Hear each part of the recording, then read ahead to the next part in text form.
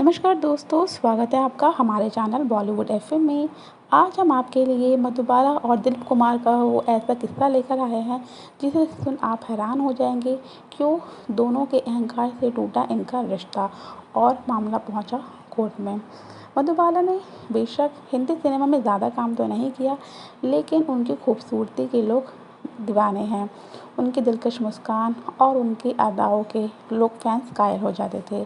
Fans के अलावा कई बॉलीवुड के स्टार्स थे जो कि उनके प्यार में दीवाने थे, लेकिन मधुबाला की ज़िंदगी में वो प्यार नहीं आया जो वो चाहती थी।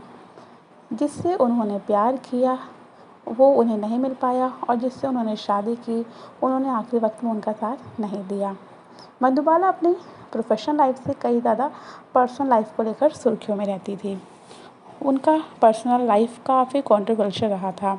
मधुबाला की बहन मधुर भूषण ने एक इंटरव्यू में मधुबाला से जुड़े कई किस्से बताए।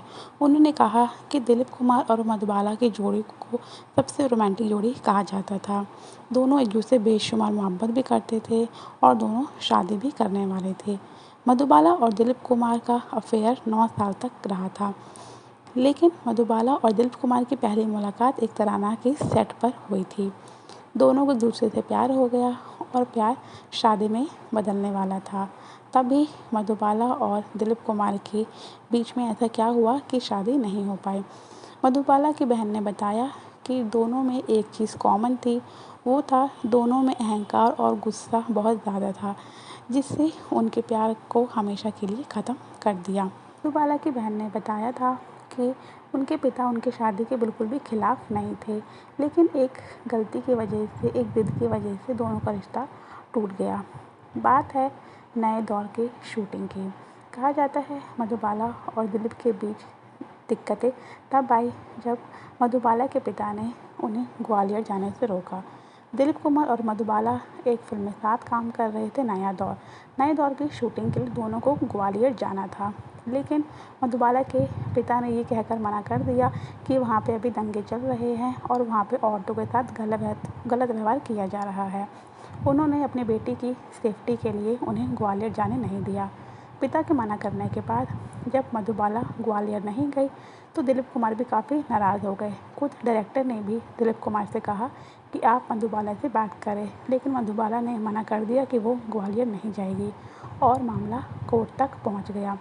तब दिलीप कुमार ने मधुबाला के पिता के खिलाफ एक कोर्ट में गवाही दे डाली, और ये बात मधुबाला को बिल्कुल अच्छी नहीं लगी और उनके पिता भी इस बात से काफ़ी नाराज़ हो गए, क्योंकि दिलीप कुमार ने डायरेक्टर का साथ दिया और मधुबाला के पिता के खिलाफ कोर्ट में गवाही दे दी थी।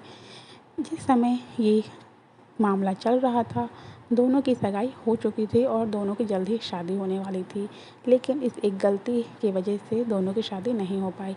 कहा जाता है इसके बाद मधुबाला ने दिलीप कुमार को कहा था कि आप मेरे पिता से माफ़ी मांग ले तो मैं आपसे शादी कर लूँगी, लेकिन दिलीप कुमार ने कहा कि मैं माफ़ी नहीं मांगूंगा। इस अहंकार से दोनों का रिश्ता टूट गया। ना दिलीप कुमार ने माफ़ी मांगी और ना ही मधुबाला ने उन्हें माफ़ किया।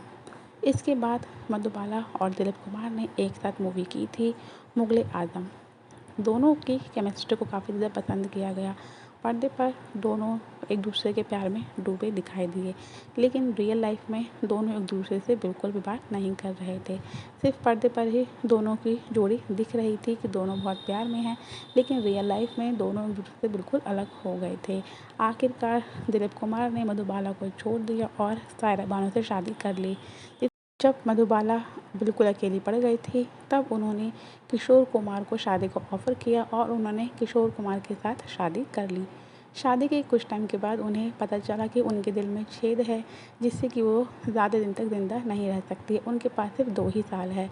आखिरी वक्त में किशोर कुमार और मधुबाला साथ रहे थे, लेकिन किशोर कुमार ने मधुबाला को उनके घर में छोड़ दिया था। बाद में किशोर कुमार और मधुबाला साथ तो नहीं हो पाए क्योंकि मधुबाला के दिल में छेद था। किशोर कुमार उनके साथ नहीं रहते थे। मधुबाला अपने पिता के घर में रहती थी। उनकी बहन ने कहा था कि किशोर कुमार ने भी उनका आखिरी वक्त में साथ नहीं दिया, जबकि मधुबाला चाहती थी कि किशोर कुमार आखिरी वक्त तक उनके साथ रहे। लेकिन किशोर कुमार का कहना था कि मैं उनके सामने रहूँगा तो वो मुझे देखकर रोने लगेगी, इसलिए मैं उनके साथ नहीं रह सकता हूँ।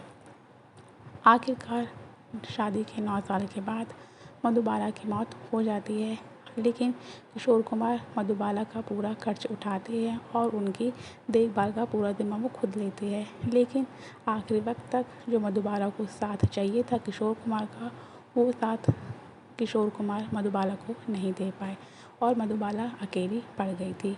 जहाँ मधुबाला सिर्फ 2 साल तक ज़िंदा रहने वाली थी, वहाँ वो 9 साल तक ज़िंदा रही, लेकिन आखिरकार उन्होंने मौत को गले लगा लिया।